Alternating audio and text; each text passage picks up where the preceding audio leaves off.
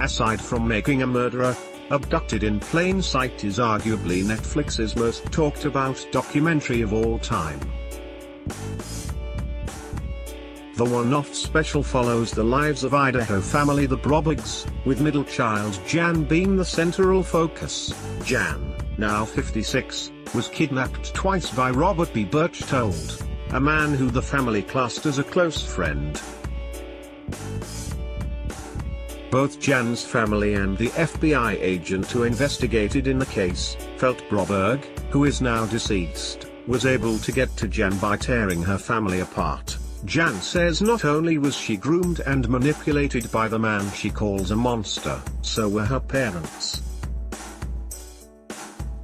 Berchtold had an 8-month affair with her mum, as well as being masturbated by her dad on one occasion, after revealing he wasn't having with his wife, Bob Broberg, who died of bone cancer in November 2018, and Mary Ann Broberg faced a heap of criticism from viewers following the release of the documentary. This not only came from the spouse's affairs with Berchtold, who they seemingly didn't realize was evil, but also their naivety in allowing Jan to stay with Berchtold after he had kidnapped her the first time. Speaking about the flack her parents have received, Jan explained, "It's funny because everyone was kind of ready for criticism, but they didn't know it was going to be this much."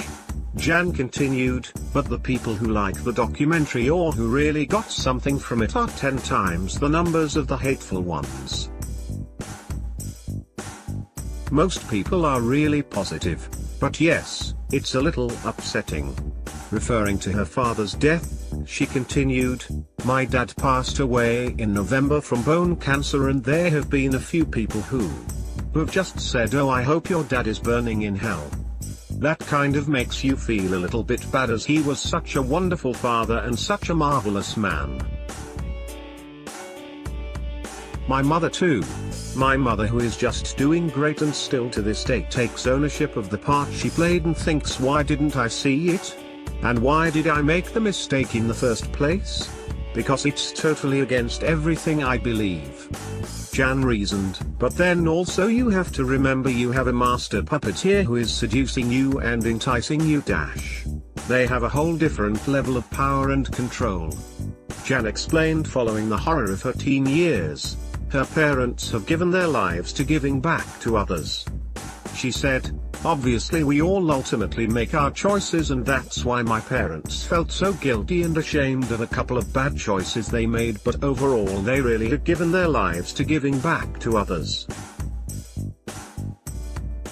Speaking about her mum specifically, Jan explained, "My mum went back to school and she became a social worker and a counselor, and she placed hundreds of kids in good foster homes and adoptions.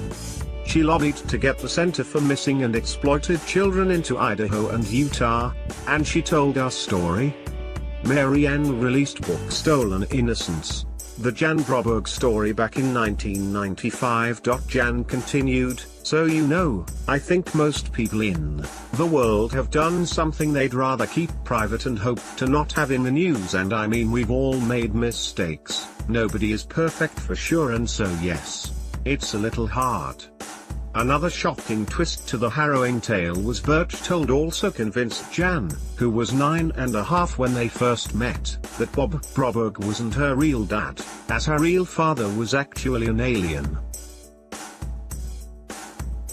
Through a series of tapes, supposedly sent from the aliens, Berchtold made Jan believe she had a mission to birth a child with him ahead of her 16th birthday.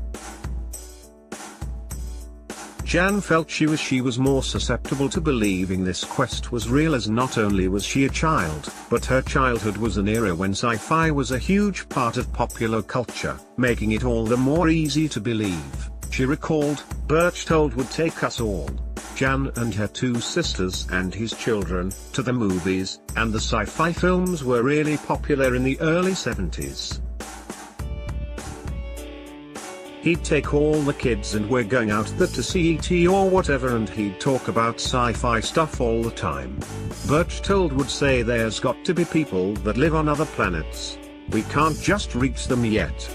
Jan explained how UFO sightings were widespread back then, and Berchtold would talk about these extraterrestrial reports with her parents in earshot of herself. After the extraterrestrial quest was revealed, Berchtold made Jan not talk to her dad under the pretense it would interfere with the alien mission.